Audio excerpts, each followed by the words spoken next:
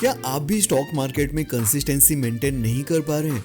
Consistency in the sense जैसे कि आप बहुत सारे ट्रेड ले लेते हैं लेकिन at the end of the day आप लॉस में ही रहते हैं, या फिर आप क्वांटिटी में कंसिस्टेंसी मेंटेन नहीं कर पाते हैं। कभी आप बहुत ज़्यादा क्वांटिटी ले लेते हैं और कभी कम।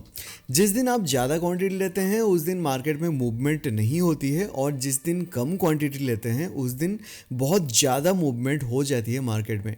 तो ऐसे बहुत सारे इनकंसिस्टेंसी पैटर्न्स हैं जो जनरली ट्रेडर्स फेस करते हैं।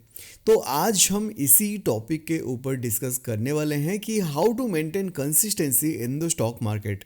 Hello friends, welcome back once again to one more episode of this series on mindful trading talks. मैं हूं Sameer. Now let's discuss this topic in detail.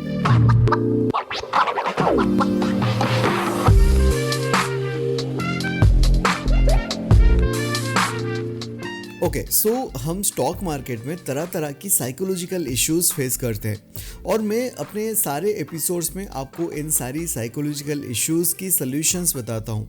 हमेशा मेरी कोशिश ये रहती है कि मैं आपको मेरा जो स्टॉक मार्केट में 7-8 साल का एक्सपीरियंस है, उस एक्सपीरियंस से जो भी नॉलेज मेरे पास है वो नॉलेज आपके साथ शेयर कर सकूं।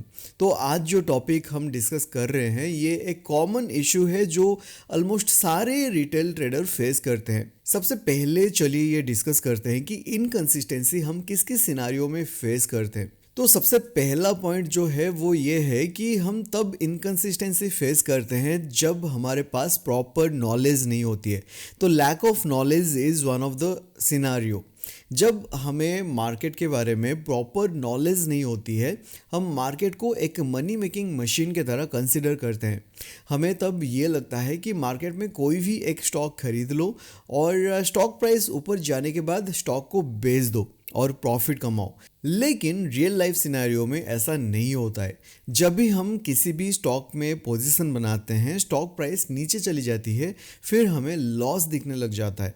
फिर आता है दोस्तों दूसरा पॉइंट इनकंसिस्टेंसी का। अब हम क्या करेंगे, प्राइस को एवरेज बनाने के लिए हम और ज़्यादा क्वांटिटी ऐड कर लेंगे। फिर हमने एवरेज तो बना दिया, लेकिन फिर मार्केट और नीचे गिरने लग जाता है और हमारा प्राइस और नीचे चले जाता है।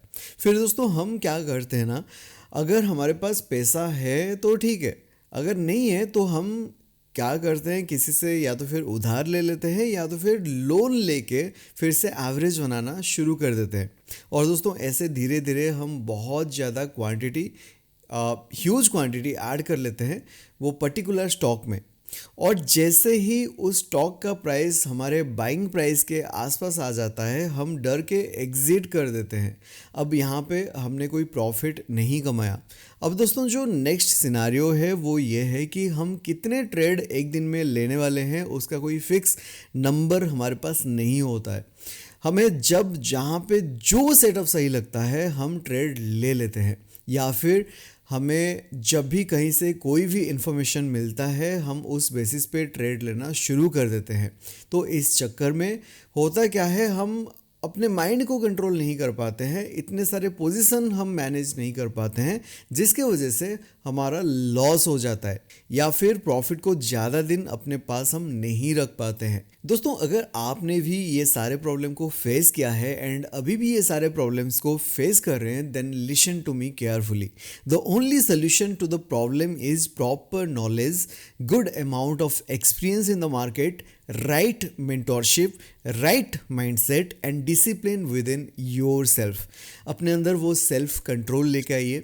It may take some time but very soon you are going to get rid of all this issues, और धीरे धीरे आपके अंदर भी कंसिस्टेंसी आ जाएगी। आई होप दोस्तों आज का एपिसोड आपको अच्छा लगा होगा। अगर अच्छा लगा then please add this podcast series to your favourite list और your playlist, share it with others and subscribe to my YouTube channel Mindful Trading Hub।